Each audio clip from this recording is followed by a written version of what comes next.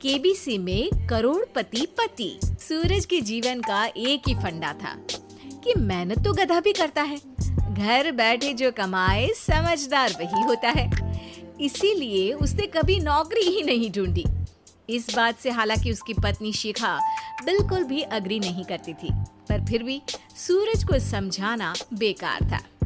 TV में कैसे बनोगे करोड़पति का ऐड देखकर उसे लगा कि बस अब तो घर बैठे ही वो करोड़पति बन सकता है, और उसके पीछे उसने अपने सारे सोर्सेस एक्टिव कर दिए। 2 हफ्ते में उसके कलीग के साले के पड़ोसी के बेटे का सोर्स निकलता है जो कि उसे शो में पहुंचा सकता है, और सूरज उससे मिलने चला जाता है। अच्छा, तो हमें मुकेश जी बता रहे थे कि आप हमें शो में पहुंचा सकते हैं। हाँ, उसमें कोई तकलीफ नहीं है। मैं कल अगर कोशिश करूँ तो इसी महीने में आपका नंबर आ जाएगा। अरे ये तो बहुत बढ़िया हो गया। अच्छा, वो सिलेबस और क्वेश्चन पेपर का कोई जुगाड़ है क्या? उसका तो कोई जुगाड़ नहीं है। तो वो वाकई में कुछ भी पूछ सकते हैं? हाँ, वो तो बच्चन जी पर है, जो पढ़ते हैं वो पूछ लेते हैं। पहली कोशिश फेल होने पर अब सूरज के सामने एक बहुत बड़ा सवाल था कि आखिर जवाब कहाँ से लाए। तब शिखा ने एक सजेशन दिया, क्यों ना सूरज अपने चचेरे भाई सुमित से मदद मांगे, जो कि यूपीएससी की तैयारी कर रहा था। हालांकि इतनी मेहनत करना सूरज को समझ में नहीं आता था, पर कोई और रास्ता ना मिलने पर वो आखिर सुमित से बात करता है। अरे सुमित, हमारा कैसे बनोगे करोड़पति के लिए सिलेक्शन होने वाला है। तुम हमें थोड़े चिट बनाने में मदद करोगे क्या? अरे भैया, चिट बनाए तो सालों हो गए, उसमें हमारा एक्सपर्टीज नहीं है। बल्कि आप बोलो तो हम आपकी पढ़ने में जरूर मदद कर सकते हैं। हट, कैसी अनाप शराब बातें कर रहा है तू। सूरज ने सुमित को मना तो कर दिया था, पर तैयारी करने के सिवाय कोई चारा उसे दिख भी नहीं रहा था। खासकर जब 12 के पेपर लीक करने के एक्सपर्ट शुक्ला जो भी हाथ जोड़ लेते हैं। आखिर सूरज को सुमित के पास जाना ही पड़ा, और उसने सुमित और शिखा से वादा किया कि वो बहुत मेहनत करेगा।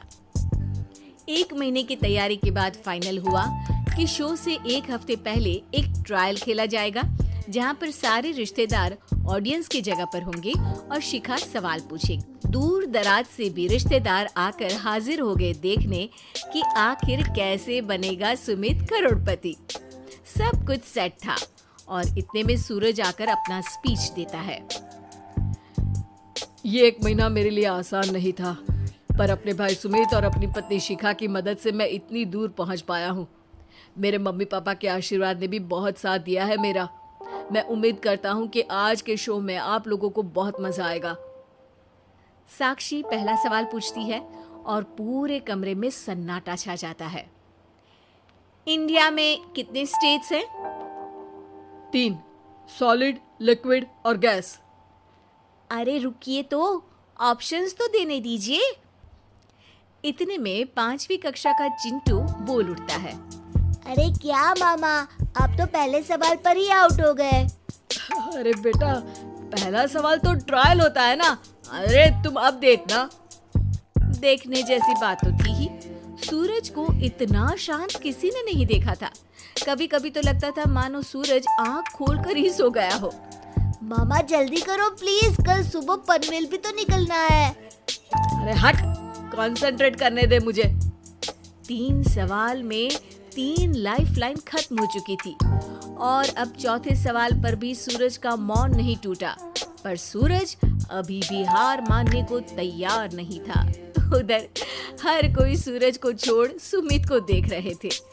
आखिर सुमित ने ही तो पढ़ाया था सूरज को। गजब बेइज्जती है यार।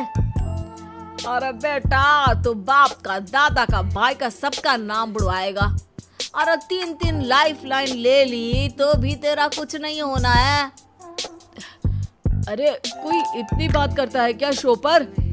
अरे बेटा, शो पर तेरे जैसे भी तो नहीं आते ना। सूरज की ये जंग आखिर 1 घंटे बाद 5वें सवाल पर खत्म हो गई, जब उसने इंडिया के नेशनल बर्ड का नाम कहा, कौवा।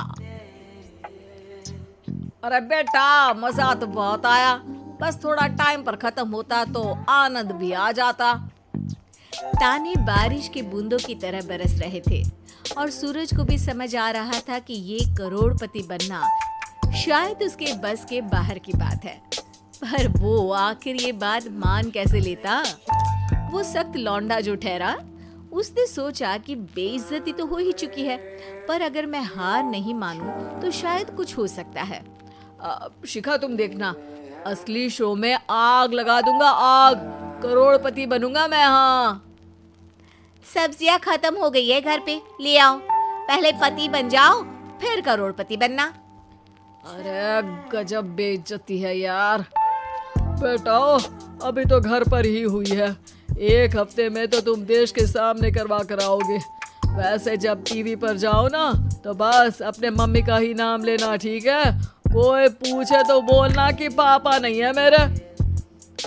अरे पढ़ाई की, पेपर निकलवाए, इतने सारे लोगों को खाना खिलवाया, क्या फर्क पड़ा?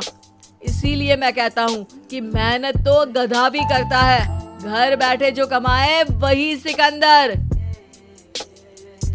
लेकिन मामा, गधे भी जानते हैं कि हमारा राष्ट्रीय पक्षी मोर है।